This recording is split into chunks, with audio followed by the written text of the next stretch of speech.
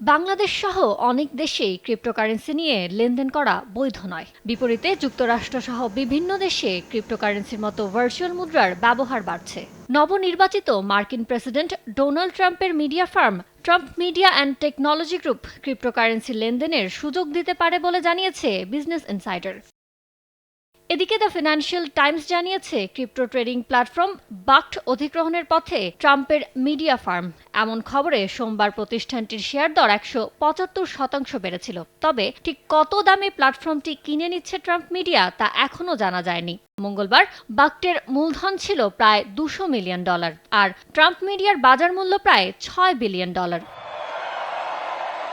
নির্বাচনী প্রচারণার সময় ক্রিপ্টোকারেন্সির পক্ষে জোরালো অবস্থান নিয়েছিলেন ডোনাল্ড ট্রাম্প। ক্রিপ্টোকারেন্সি বান্ধব নীতিমালা এবং ক্রিপ্টোর বাজারে সরকারি নিয়ন্ত্রণ ও হস্তক্ষেপ কমিয়ে আনার প্রতিশ্রুতি দিয়েছিলেন তিনি। এমন পরিস্থিতিতে ট্রাম্প জয়ী হওয়ার পর লাফিয়ে লাফিয়ে বাড়ছে অন্যতম জনপ্রিয় ক্রিপ্টোকারেন্সি বিটকয়েনের দাম। এদিকে বাক্ট কেনার নতুন খবরে ক্রিপ্টোর বাজারে হইচই পড়েছে। বৃহস্পতিবার প্রতিটি বিটকয়েনের দাম এ যাবৎকালের সর্বোচ্চ $৯৫,০০০ মাইল ফলক ছুঁয়ে যায়।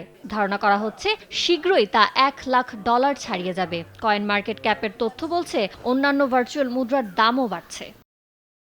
২০১৮ সালে ক্রিপ্টোকারেন্সি ট্রেডিং প্ল্যাটফর্ম বাক্ট গঠন করে ইন্টারকন্টিনেন্টাল এক্সচেঞ্জ, যেখানে ২০২১ সালে লেনদেন শুরু হয়। জানা গেছে, বছরের তৃতীয় প্রান্তিকে কোম্পানিটি $২৭.৪ মিলিয়ন পরিচালন লোকসান করেছে।